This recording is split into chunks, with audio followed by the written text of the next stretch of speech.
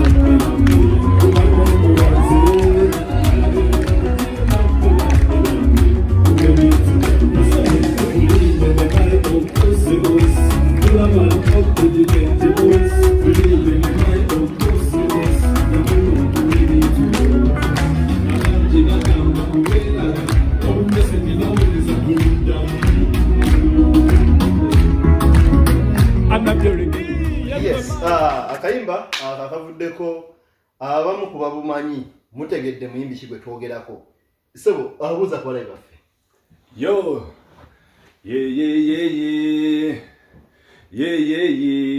mama Ajoze Yuji representing again ono muziki gwenkuba gusengako ne Marijuana mama tusunda bya kunywanga byana biwala webyenyola yo anabyoliga labai oyidai meneyate duvet Ajoze Yuji yo pulo yo this is your boy Ajoze Yuji representing all the way from Elverum. You know what it is alongside my brother Moses Mugisha. Yeah, yes nkwagadde Sebo omuntu abadde kyatanafuna kifaananyi kwani gwe twogedde akategedde muyimbi ki gwe twogerako vibe kijayina. Yes sir. Yes Sebo tuli wano Elverum mu kibuga Elverum ennowe wano nga tuzze okukyalirako omwami Jose Yuji ye brand name ye. Yeah man. Yes naye nga program gye tuliko sponsoring bannaffe Kajjansi Vacation Home abo bali ku Entebbe Road Kajjansi awo oyambukiramu mu katala katono kifo kikakkamu security nnungi emiwendo mirungi gwagenda summer holiday okuva ku Bulaaya ekifo ekyo tokisubwa genda ofune touch matchinga ne sente zo n'abanafu abali Uganda so ogendayo nga weekend nga family house for a weekend nimwenyo ebiramu ate ekirala balina Facebook page so ogendayo details n'ozifuna n'ogenda okumanya n'ennamba ziraninga ku screen yawo mwebale nnyo. Yes Jose Yuji nesiimye okukyazaako wano Nange sense Sebo tute nebbanga nga nindiridde interview yeno naye olabika wadde tuli biseera bya corona naye leka tutudde nga schedule eri kituufu Sebo era tugezaako nga bumanyi nti obulamu bwakuyiira omanyi nange ndi wano eno naye nina abantu aba inspiringa nti nga omwami Onugola abadde presidential candidate Bobi Wine. Bobi Wine oyo so sijja kugamba nti mumanyi naye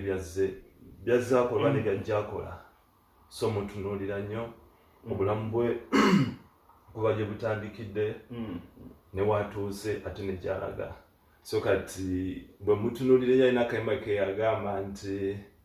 simanya kagambo bakagenda nti batukasuka kulandira naye twadda na bibimba yabani kati abamanyi era abanda bano ku Euro Forum manya abanabika mu kikajjaawo kyengera nsambya big up large up to yourself manyi mwena kwe muli ate muyongere okusharinga mbagambe nti omwana waffe Okalo kwali kati stories zonna wali eriwe natonderanga ffenaawo ate mumanya ate nkomawo ffene gwe yabani yes mbadde ne interviews n'abantu ab'enjawulo naye ate eno nina impression nti ngenda kutambula mu vibe ngeri waggulu ku interview eno okusinza n'engeri gye weeyanjudde yes so naye nga Jose obulamu ku Bulaaya tulina ebintu bye tumanyidde abantu okukolako tumanyidde emirimu egy'enjawulo tumanyidde abantu bagezaako ne bakola kino nakiri naye ate tumanyidde nnyo bayimbi ku Bulaaya naddala Bulaaya ey'e Norway oba Scandinavia tuweddeko abali e Sweden naye Bulaaya ku Norway wano gwe obulamu Jose UG ye brand name naye nga waliwo Jose oli omulala mumanyi abamu ge bamanyi agali ku biwandiiko byo Jose UG yaani mu kifaananyi ekigazi Jose UG nja kugamba Jose UG amanyi amatuufu bampita Joseph Kivumbi ngera sebo nzalibwa omwami nzalibwa Abagonge kangamba Abagonge ngera mzee wange bamuyita Samu Lukoma ngali mu kikajjaawo mutabani wa omugenzi Ezra Muwanga ngera sebo ndi muzukulu wa Kisabagire nga nva mu lujja lwa Kisolo ate nga nzalibwa Abageye omukyala gwe bayita Jennifer Nalukenge esebo Jose UG sijja oba nkugambe ntya nange sebo obulamu ku Bulaaya kuno sijja kugamba nti obwange bwanjawulo nnyo ku bantu abalala abazze oba abavudde Uganda oba abavudde walala challenges ze basanga nange ze nsanga ebiseera ebisinga nti omuntu waliwo omugenyi gwewakyazaako recently wano gwasembayo okuleeta era yayogerako n'agamba nti omuntu nti Bulaaya eyina reality yayo nti ffenna bwe tubeera e Uganda oluusi tubeera tukyali bato nga tulaba nnyo TV ezo tulaba engeri abazungu ebintu ebikolamu nga tulowooza nti oba ebintu byabwe nti obulamu buli smooth nti buli kimu kikusangaawo tosobola nti omuntu asobola kukeera n'agenda n'akola emirimu egy'amaanyi togenda kusobola okusoma nti buli kimu kikola kikibeerawo nti olw'okuba nti oba oyogera oluzungu n'ogamba nti if maybe I can speak English everything so maybe temuganda Bulaaya eno eya firimu kugamba nga olina ekifaananyi